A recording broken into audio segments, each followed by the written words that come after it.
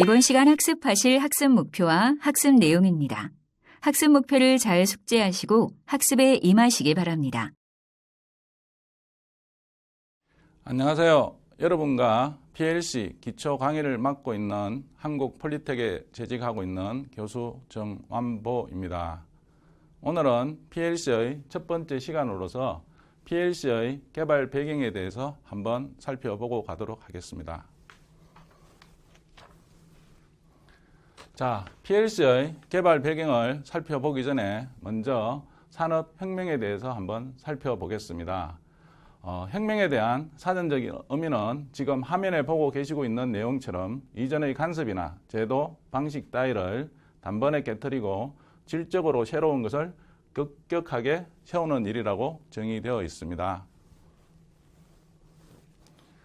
자, 인류는 1700년도부터 시작한 1차 산업혁명부터 시작해서 현재 4차 산업혁명까지를 진행하고 있습니다. 그러면 우리는 여기서 1차 산업혁명부터 4차 산업혁명에서 어떤 일이 일어났는지를 한번 자세히 살펴보고 가도록 하겠습니다. 자, 1차 산업혁명의 특징은 지금 보고 계시는 것처럼 수력 및 전기기관을 사용했다는 것, 그리고 두 번째는 기계식 생산 설비를 갖추기 시작했다는 거라고 이야기할 수 있습니다. 자, 그럼 1차 산업혁명에 대해서 좀 더 자세히 살펴보고 가도록 하겠습니다. 제임스 와트가 만든 전기기관이 왜 중요하냐 먼저 보고 가시도록 하죠. 자, 1차 산업 이전과 이후를 한번 보도록 하겠습니다. 1차 산업 이전은 사람의 힘에 의거나 사람의 인력, 사람의 힘이죠.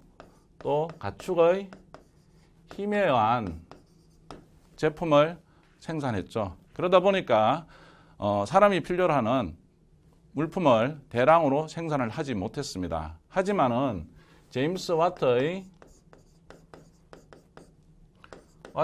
전기기관이 발명됨으로 해서 24시간 물건을 생산할 수 있는 기본 체제를 갖추었다는 겁니다. 그러면 여기서 사람이 필요한 물건이 뭐가 있는지 한번 살펴보시죠. 사람이 살아가기 위해서 우리는 세 가지의 필요한 물품이 있다고 이야기를 합니다. 그러면 여러분들은 그 세 가지 물품이 무엇이 있는지 한번 생각해 보시겠습니까? 자, 그럼 우리가 일반적으로 말할 때 세 가지의 물품을 이야기할 때 식, 주라고 이야기를 합니다. 그러면 어는 우리가 잘 알듯이 옷입니다. 그리고 식은 음식이고요. 주는 집을 의미하죠. 자, 그러면 우리가 일반적으로 생각할 때 가장 중요한 게 주로 많은 사람들이 음식이라고 이야기를 해요. 사람은 먹지 않으면 잘못하면 죽을 수 있으니까요. 그런데 옛날부터 해서 사람들은 식주라고 강조를 했습니다. 왜 어가 중요한 걸까요? 사람은 체온이 스스로 조절되지 못하는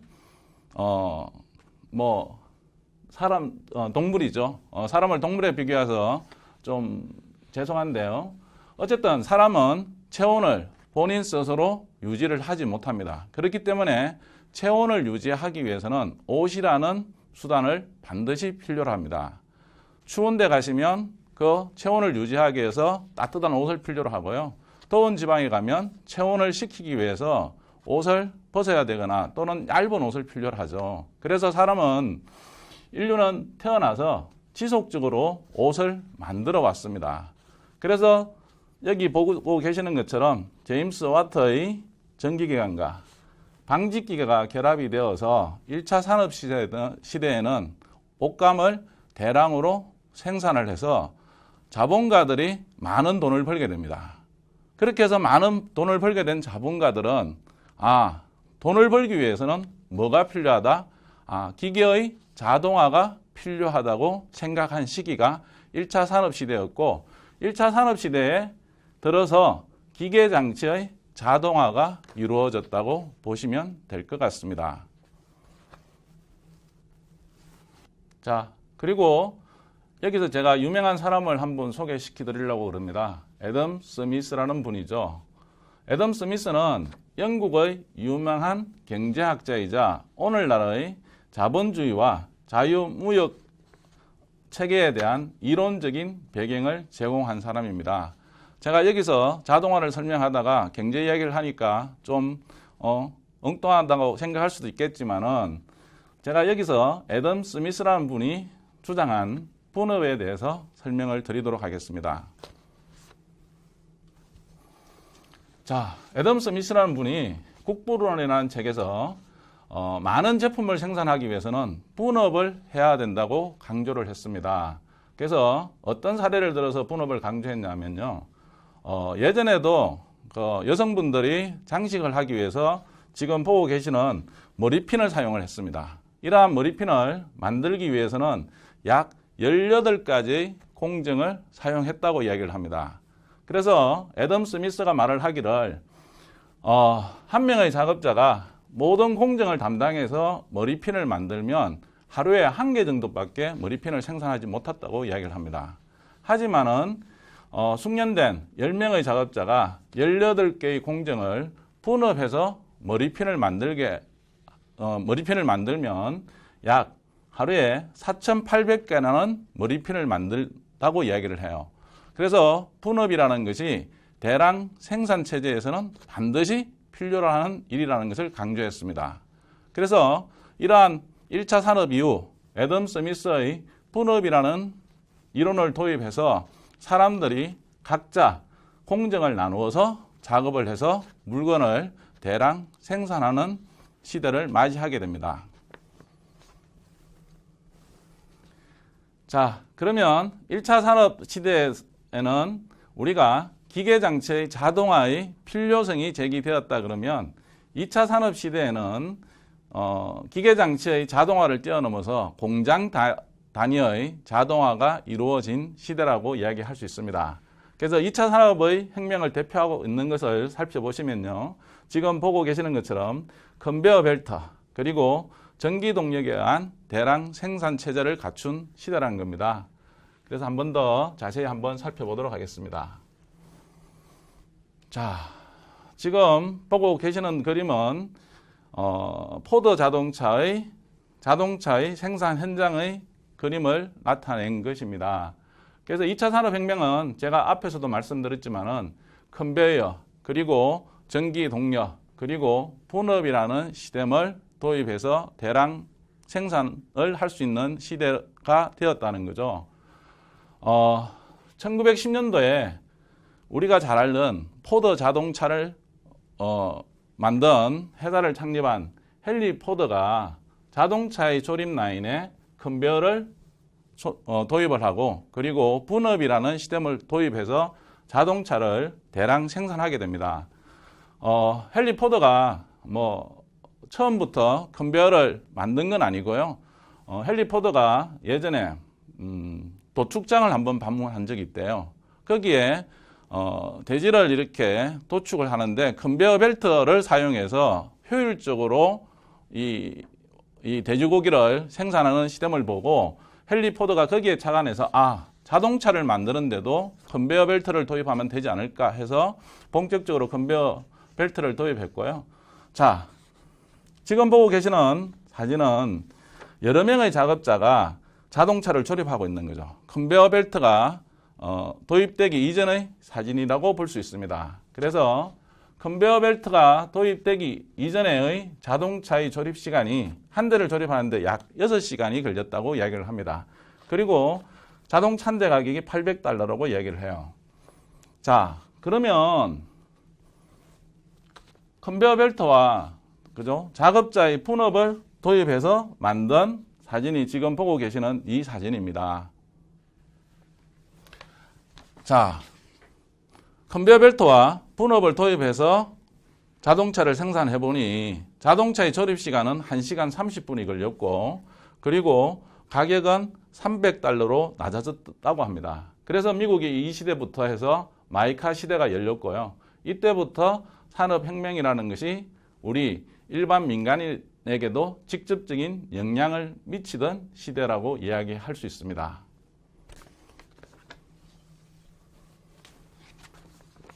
자, 2차 산업혁명을 통해서 우리는 70년대에 3차 산업혁명을 경험하게 됩니다. 3차 산업혁명의 특징은 전자기술과 IT를 통한 자동화의 진화라고 할 수 있겠죠. 그러면 1차, 2차, 3차에 대해서 다시 한 번 더 정의를 해보면 1차 산업시대는 기계장치의 자동화를 필요로 하는 시대라고 이야기를 하면 2차 산업시대는 그 기계장치와 컨베이어 벨트를 조립해서 대량 생산 체제를 갖추었고 3차 산업시대에는 전자기술과 IT를 통해서 자동화를 더욱 발전시킨 시대라고 볼 수 있습니다. 그러면 여기에 보시다시피 이 당시에 1969년도에 최초의 PLC가 도입된다고 할 수 있습니다. 자, 그러면 3차 산업에 대해서 좀 더 자세히 보고 가도록 하겠습니다. 자, 우리가 3차 산업은 PLC와 컴퓨터 그리고 로봇이 공장에 도입되던 시기라고 할 수 있습니다. 따라서 공장 자동화에 PLC와 PC 그리고 로봇이 도입됨으로 해서 그동안에 단순 노동을 하던 사람들은 공장에서 퇴출을 당하고 로봇이 들어와서 사람의 일자리를 자리 잡게 되고 그렇게 함으로 해서 여러 가지의 문제가 발생되던 시기이기도 했습니다. 하지만은 이제는 로봇과 컴퓨터, PLC를 빼놓고 나서는 자동화를 이야기할 수가 없습니다. 따라서 자동화는 지속적으로 발전되고 있고요. 그렇게 함으로 해서 우리는 지금 4차 산업이라는 시대를 맞이하고 있는 거죠. 그러면 4차 산업에 대해서도 한 번 더 살펴보고 가도록 하겠습니다. 자, 지금 우리가 경험하고 있는 지금의 시기가 우리가 일반적으로 4차 산업시대라고 이야기를 합니다. 그러면 3차 산업시대와 4차 산업시대의 가장 큰 차이점은 뭐냐면 3차 산업시대는 물건의 대량 생산이라고 이야기할 수 있습니다. 4차 산업시대는 이런 3차 산업시대에서 만들어진 자동화를 보다 효율적으로 시스템을 도입해서 24시간 사람이 없이 무인으로 공장을 가동하고 그렇게 함으로 해서 좀 더 많은 이익을 창출하기 위해서 자동화를 하고 있다고 보시면 됩니다. 그리고 항상 공장에서 사람이 기계를 모니터링하고 관리를 했지만은 지금은 손안에 있는 휴대폰 또는 사무실에 있는 컴퓨터를 이용해서 기계장치의 상태를 모니터링하기를 원하고 있죠. 그렇게 함으로 해서 우리는 4차 산업 시대에는 지금 보고 계시는 사이버 물리 시스템 CPS라고 이야기하죠. 그래서 사이버 물리 시스템을 기반으로 한 유연하고 효율적인 생산 체제를 갖추고자 노력하고 있는 겁니다. 자, 그러면 4차 산업을 대표하는 단어를 살펴보시면요. 빅데이터, 인공지능, 클라우드, 로봇 이렇게 이야기를 하고 있습니다. 그러면 왜 빅데이터가 필요한 걸까요? 자, 기계장치를 작동시키면 기계장치에는 여러 가지의 센서나 여러 가지의 드라이버를 사용하게 됩니다. 예전에는 이런 센서나 드라이버의 동작 상태를 단지 PLC에서 관리했지만은 이제는 PLC를 뛰어넘어서 상위에 있는 시스템에서 그 데이터를 수집을 해서 분석하기를 원하고 있죠. 그러면 예를 들어서 모터에서 온도 센서를 달아서 그죠? 모터의 온도를 측정하게 되면 무엇을 알 수 있을까요? 모터의 이상 유무를 확인할 수 있습니다. 그리고 모터에 진동을 확인할 수 있는 진동 센서를 장착하면 모터의 고장을 확인할 수 있다는 거죠. 자, 제가 좀 전에 모터에 진동 센서를 단다고 그랬는데요. 모터의 진동 센서가 왜 필요하냐면요. 모터는 기계적으로 조립되어 있는 제품입니다. 따라서 모터가 장시간 회전을 하다 보면 모터의 축에 연결되어진 베어링이 마모가 되어지고 베어링이 마모가 되어지면 모터에서는 진동이 발생하죠. 그러면 모터의 수명이 다 된 겁니다. 그러면 그러한 진동을 체크해서 우리는 모터의 고장 유무를 사전에 인지할 수 있고 그러한 인지된 것을 바탕으로 해서 인공지능을 통해서 모터의 고장 유무를 판별해서 작업자를 통해서 모터를 교체하게 되면 24시간 고장 없이 생산 설비를 가동할 수 있다는 이점을 가지고 있죠. 그렇기 때문에 우리는 4차 산업에서는 각종 센서로부터 발생되는 데이터를 수집해서 그걸 체계적으로 관리하기 위해서 빅데이터가 필요한 거고요. 그러한 빅데이터를 모으면 그 큰 데이터를 사람이 판별하기 어렵습니다. 그래서 그러한 데이터를 판별하기 위해서 인공지능, 그리고 원격에서 데이터를 수집하기 위해서 클라우드, 그리고 인공지능으로부터 판별된 정보를 통해서 어떠한 일을 하기 위해서 우리는 로봇을 사용하고 있다고 보시면 됩니다. 그래서 이렇게 해서 4차 산업혁명까지 살펴봤고요. 이제부터는 PLC에 대해서 한번 살펴보도록 하겠습니다. 자, 그럼 PLC에 대해서 살펴보기 전에 먼저 여러분한테 질문을 하나 드려보겠는데요. 우리는 1차 산업부터 4차 산업까지 공장 자동화에 대해서 많은 투자를 해왔습니다. 그럼에도 불구하고 오늘날에도 공장 자동화를 위해서 많은 기업들이 노력을 하고 있습니다. 그러면 공장 자동화를 기업이 계속해서 추진하는 이유는 무엇이라고 생각합니까?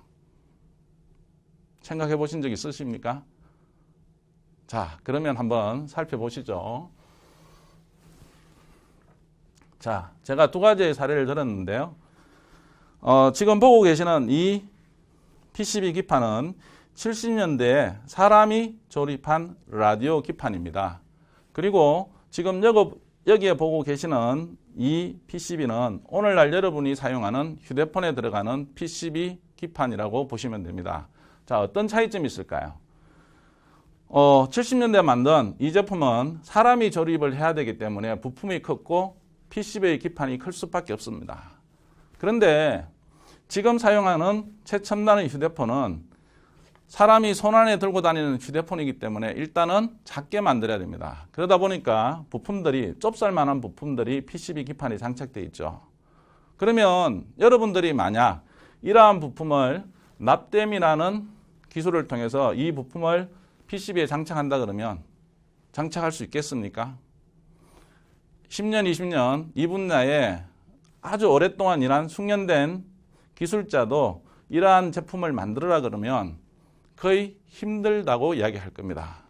따라서 오늘날의 공장 자동화는 사람이 만들 수 없는 제품을 생산하기 위해서 자동화를 하고 있는 겁니다. 자, 그리고 두 번째는 사회적인 변화입니다. 우리가 언론을 통해서 우리나라 인구가 고령화되어지고 그리고 젊은 친구들이 점점 줄어든다고 이야기합니다. 미래에는, 멀지 않는 미래에는 일할 수 있는 젊은 친구가 줄어들기 때문에 기업에서도 일할 수 있는 사람을 찾기가 쉽지 않을 겁니다. 그래서 기업은 선제적으로 지금 로봇이나 자동화 시스템을 도입해서 자동화를 하려고 하는 이유 중에 하나가 인구의 감소에 대비한 거고요. 그리고 오늘날에는 평생 직장이라는 게 존재하지 않습니다. 인간이 태어나서 죽을 때까지 돈을 벌어야 되는데요. 저희 세대 같으면 한 개 내지 두 개의 직장을 거쳐서 직장 생활을 마감을 했습니다. 하지만은 지금 이 PLC를 배우고 있는 여러분들은 태어나서 수십 개의 직장을 번갈아 가면서도 일을 할지도 모르겠습니다. 그러다 보니까 무슨 문제가 생기죠? 그 기계 장치를 오랫동안 다뤄야 되는 숙련 기술자가 점점 부족해진다는 그런 시대적인 문제가 발생한다는 거죠. 그리고 또 가장 큰 문제, 이제는 소비자의 욕구가 아주 다양해졌습니다. 한 제품을 오랫동안 쓰는 것보다는 내가 마음에 드는 제품을 선택해서 쓰다가 또 새로운 제품이 나오면 제품을 빠른 시간 내에 교체를 한다는 거죠. 그래서 소비자의 욕구가 다변화되어지고 제품이 다양화되어지다 보니까 맞춤형, 소량, 다품종을 생산하기 위해서는 공장 자동화가 필수로 발생이 되어야 된다는 그러한 사회적인 변화 때문에 우리는 공장 자동화를 하고 있습니다. 자, 우리는 산업혁명을 거쳐서 1969년도에 PLC가 최초로 만들어졌다고 앞에서 잠시 언급이 있었습니다. 3차 산업시대였죠. 그러면 PLC가 나오기 이전에도 자동화는 이루어졌습니다. 그때는 어떤 부품을 사용해서 자동화를 했냐면요. 지금 보고 계시는 릴레이라는 것을 사용해서 자동화를 했습니다. 근데 이런 릴레이를 사용해서 자동화를 잘하고 있음에도 불구하고 PLC를 만들게 된 이유가 있겠죠. 그래서 이 릴레이를 사용했을 때의 문제점에 대해서 한번 살펴보고 가도록 하겠습니다. 자, 릴레이 제어 반응의 문제점입니다. 자, 릴레이 제어 반응이라는 것은 뭐냐면 사람이 부품과 부품 사이를 연결할 때 전선을 사용해서 연결한다는 겁니다. 그러다 보니까 뭐가 필요합니까? 숙련된 기술자들을 필요로 한다는 거죠. 그리고 또 기계 시스템을 사용하다 보면 기능이라든지 또는 기능이 추가되는 그런 문제가 발생합니다. 그렇게 되면 회로가 변경돼야 되죠. 그런데 시퀀서 회로에서는 그러한 기술에 대한 회로 변경이 쉽지 않았다는 거. 그리고 내가 만든 이런 자동화 장치에 대해서 기술적으로 보완을 하고 싶은데 누구나 뚜껑을 열어보면 누구나 쉽게 할 수 있다는 거죠. 그렇기 때문에 보완이 불가능하고 또 설계에서 시운 점까지 많은 시간이 소요된다는 문제. 그리고 릴레이라는 부품이 생각보다 큽니다. 그러다 보니까 그런 수십 개, 수백 개, 수천 개의 릴레이 부품을 조합해서 제어반을 만들다 보니까 많은 공간을 차지하고 전력 소모가 지나치게 크다는 것. 또 릴레이는 기계적으로 동작하는 부품입니다. 그래서 기계적으로 동작을 시키다 보면 무슨 문제가 발생하죠? 마모라는 게 발생하죠. 그렇기 때문에 지속적으로 접점의 마모로 인해서 지속적으로 유지 보수가 발생한다는 것. 그리고 릴레이가 기계적인 동작 시스템을 갖추다 보니까 속도가 느려요. 그러다 보니까 빠르게 동작하는 설비에는 사용이 불가능하다. 또 산술연산이나 비교연산과 같은 다양한 기능을 구현할 수가 없다는 이런 여러 가지의 문제점을 가지고 있었습니다. 그래서 이러한 릴레이 제어반을 사용해서 자동차를 생산하던 GM 자동차에서 엔지니어들이 고민을 하는 거죠. 이건 너무 문제가 많아. 매번 새로운 모델을 만들 때마다 시스템을 새롭게 만들거나 하다 보면 릴레이를 바꾸거나 또는 시퀀서를 바꿔야 되는데 너무 문제가 많다. 그래서 제어반을 설계하기 위한 10가지의 조건을 산업 현장에 제시하게 됩니다. 그래서 여기서 가장 중요한 거, 프로그램의 작성 및 변경이 용이해야 된다는 거죠.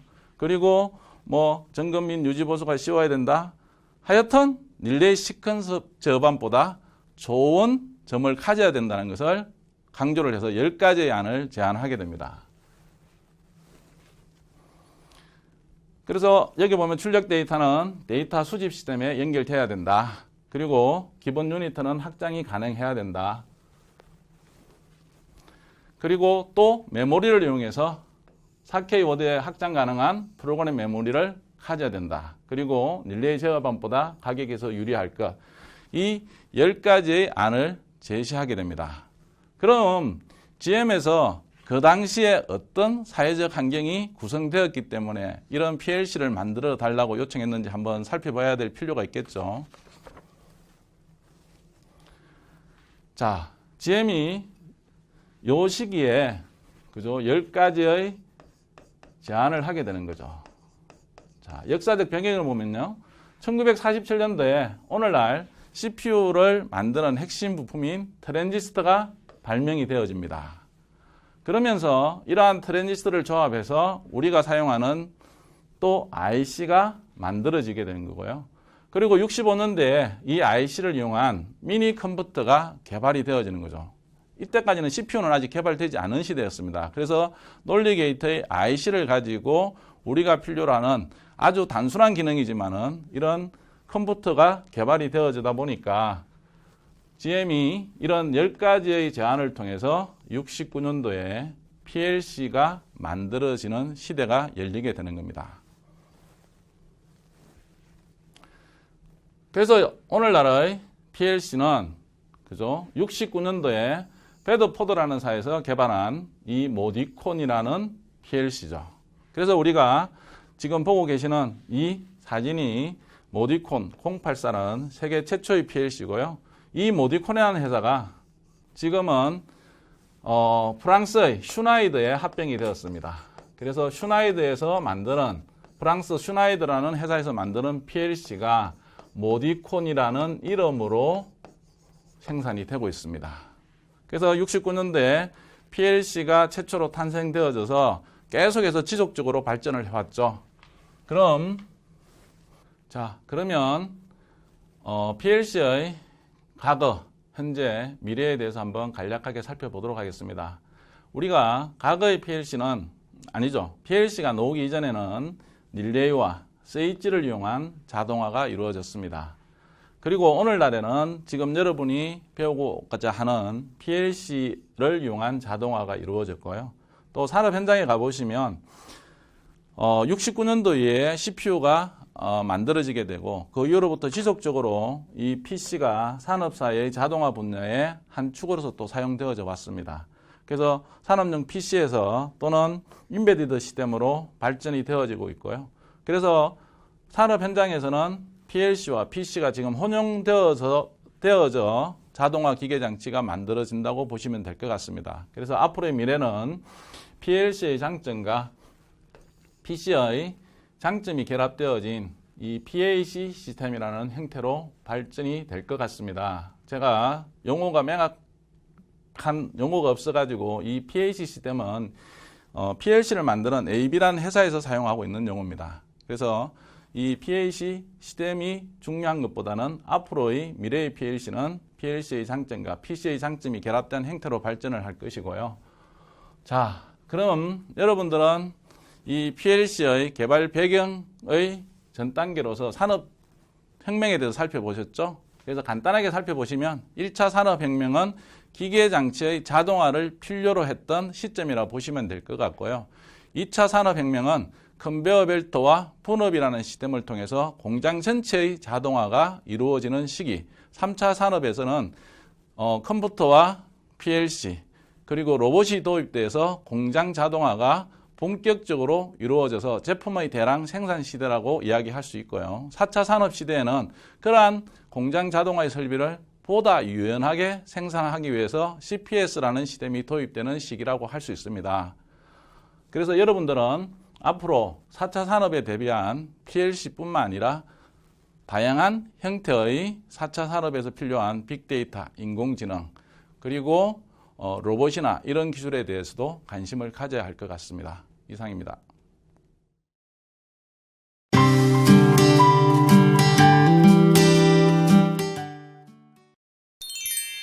오늘 학습한 내용을 다시 한번 정리해 보세요.